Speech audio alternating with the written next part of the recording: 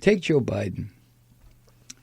I got my November 25th copy of The Nation here in front of me because there's a piece in here, an editorial.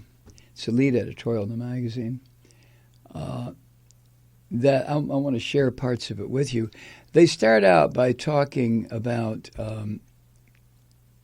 how folks at The Nation in recent weeks, like many other progressives, have come under pressure to choose between either Bernie Sanders or Elizabeth Warren. Make your choice, and let's get this on. This primary stuff.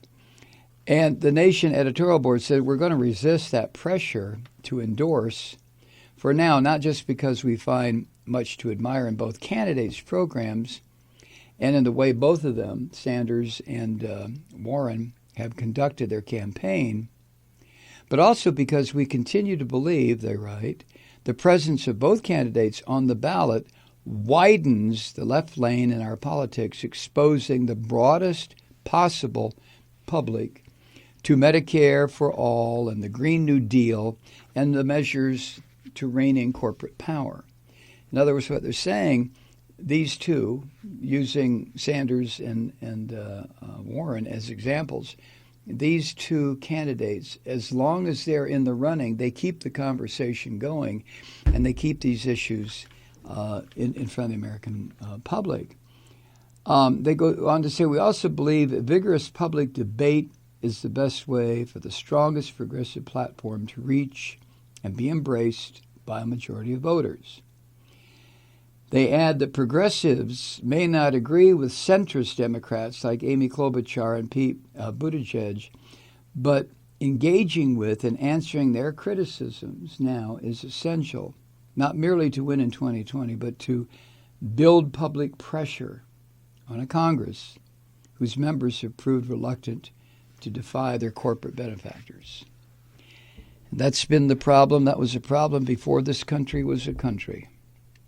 That's one of the issues that the framers were most concerned about, is corporate power, corporations, money, corrupting the system. And the system has been totally corrupted. I think we can all agree, on the left anyway. The right-wingers would tell you, well, corporations are people too. Okay, right. Anyway, now I want to quote what they said. Yet that very debate has been stifled by the continuing candidacy of a man whose chief rationale for running, that he alone can defeat Donald Trump, has become increasingly threadbare. Like Hillary Clinton in 2016, Joe Biden offers the promise of picking up where the Obama administration left off, which would be a restoration of business as usual for the K Street lobbyists and Wall Street speculators whose prosperity the 2008 financial crisis did little to disturb. Now, I do not agree with that particular sentence. I don't think that what happened as a result of George Bush's monstrous tax cut when he came into office and the loosening of regulations on an already almost unregulated banking industry, that stuff wasn't Obama's fault. I'm not sure what the Nation means by this. But then they go on. Indeed, as Joseph DiStefano reports in this issue, he's the man that wrote, there's an article in here, the man posing as middle-class Joe, that would be Biden, has built his career and his family's wealth on an eagerness to serve not the many Americans crushed by credit card debt, but the very banks whose hands are around their throats. Now, we know that Joe Biden, Delaware, we know that Delaware is a shithole of these corporations because the state of Delaware decided to make it very easy for these corporations to incorporate and to just run roughshod over the people who are stupid enough to participate in their credit scams. And I mean the big credit granting agencies.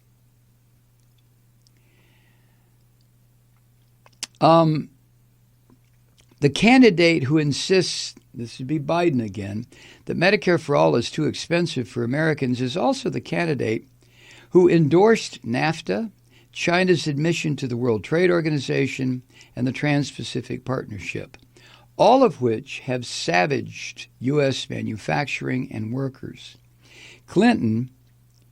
Hillary Clinton's record cost her the industrial heartland, Ohio, Pennsylvania, Michigan, and with it, the election. Well, there again, I would hedge that statement just a little bit because it doesn't factor in, I don't think, the assistance that was provided to her opposition, the gangster Trump, by the Russians. But let me go on. Biden's long record of poor judgment on everything from the 1994 crime bill that fueled mass incarceration to his botched handling of Anita Hill's testimony against Clarence Thomas, to his defense of Bill Clinton's brutal welfare cuts, to his support for the Iraq War, to his role as cheerleader for Wall Street deregulation, all of that renders him an even weaker opponent for a president whose reelection poses a clear and present danger to America's survival as a constitutional republic. Stumbling through the primaries, Biden's zombie campaign crowds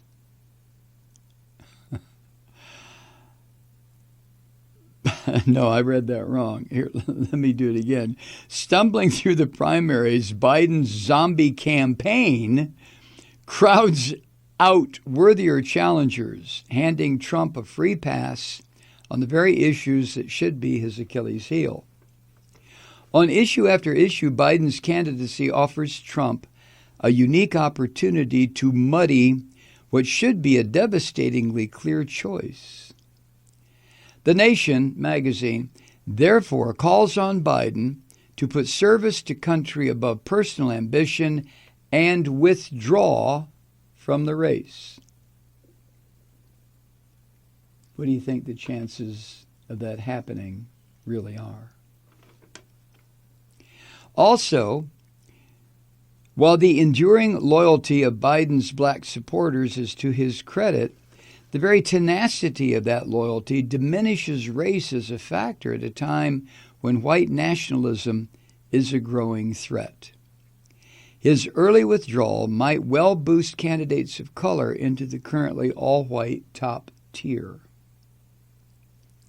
Let us be clear. Joe Biden is not a crook. Unlike Trump, he has not violated the emoluments clause of the Constitution or appointed members of his family to positions of influence and power. Biden, however, and his backers need to face the facts. It may well be unclear which Democrat is best positioned to beat Donald Trump, but we know one thing. The answer is not Joe Biden. Now, that's the editorial in The Nation in the November, 25th issue of The Nation? Yeah, November 25th issue. And I have paid slight attention, I must admit, to Biden's candidacy for a couple of reasons. He stumbles around too much and makes too many gaffes. I mean, some of the shit that he says sounds like somebody who has begun to experience something we all experience as we age, and that is the inability to remember what the fuck we said 5 minutes ago. However, it appears that some of us of a certain age have a bigger problem with that than others of us. And based on that, I don't want somebody with a serious problem of maintaining their mental acuity. I don't want that person to be president. Let me just say it. That person can host a podcast if he wants to, but that person should not be president. That's the overarching problem that I have with Biden. And it breaks down into some of the shit that he's pulled over the course of his career as a senator during vice president, I don't think he was there for anything other than to show the white racists that who think with their asses that, oh, don't worry about Barack Obama. There's a nice, strong white man standing behind him who will make sure everything's okay. I really do think that that's one of the reasons that Obama picked Biden. I don't think Biden had very much input into the policies of Barack Obama over 8 years, but I think it was a calculated move. I may be full of shit on this. I have no idea, but I think the selection of Biden was a calculated move by the Obama campaign. It may not have been Barack Obama's idea, but of the Barack Obama's campaign, to have that nice, solid white man standing back there just behind Obama. You think I'm wrong? Probably, maybe on this particular issue. But that was the sense that I got. It was like, wait a minute. We got this young guy, Barack Obama, with a dynamic personality, dynamic ideas. It's amazing to me how much Obama got accomplished, given the fact that prick son of a bitch, Mitch McConnell, said, well, my biggest goal is to make sure Barack Obama's a one-term president. Yeah, you little bastard, you. So Obama did not get a lot of his agenda even aired before the Congress because the white people in the Congress refused, even with Biden's support, refused to allow it to be debated and voted on. And the debacle of the appointment of Gorsuch to the Supreme Court seat that belonged to Merrick, what was his last name? Merrick Garland, to me that was one of the most blatant and obvious attempts, successful attempts by Mitch McConnell to piss on the U.S. Constitution long before Trump even unzipped his pants. As far as Mitch McConnell is concerned, this old racist, crusty fucking white man from Kentucky, I just wish he would stumble off and I don't know, go live off his wife's money. She has lots of money since she's a Chinese agent in the United States. God, where was I? I have no idea. But the problem I see is one that Democrats have had. Who was it? Will Rogers, who said, I'm not a member of a political party. I'm a Democrat. Organized political party. I'm not a member of an organized political party. I'm a Democrat. That's the political disadvantage of having the Big Tent theory or the Big Tent party, where anyone is welcome to be a Democrat. All you have to do is believe in justice. But the definition of the word justice will vary from identity group to identity group. You ever notice that? The Republicans, on the other hand, they have their guns and their Bibles, and that's all they need. And Obama pointed that out during his run-up for re-election. And boy, didn't he catch the shit, huh? These old white fuckers, all they need are their guns. He didn't say fuckers, at least not in public. But all they need are their guns, or when they're upset, they turn to their guns and their Bibles. I mean, what kind of shit is that? But that's where we live. So the Democrats, they have this vast field of mostly younger people. I realize Sanders and Warren, they're in their 70s. Biden is in his 70s. I wouldn't vote for Biden. Biden, oh, Jesus, if it's Biden, Trump, of course, I'll do it again. I will vote for Joe Biden if it comes down to Biden, Trump. Just like if it came down to Clinton, Trump, I would vote, and I did, for Hillary Clinton. I hope it doesn't come to that. Hi, Truth Seekers. Mike Malloy here. As you know, we've switched formats and are now broadcast exclusively on the Progressive Voices Network. So that means you get fewer program interruptions, no corporate commercials, and lots of profanity. But our format change also means some of our radio listeners no longer hear the program.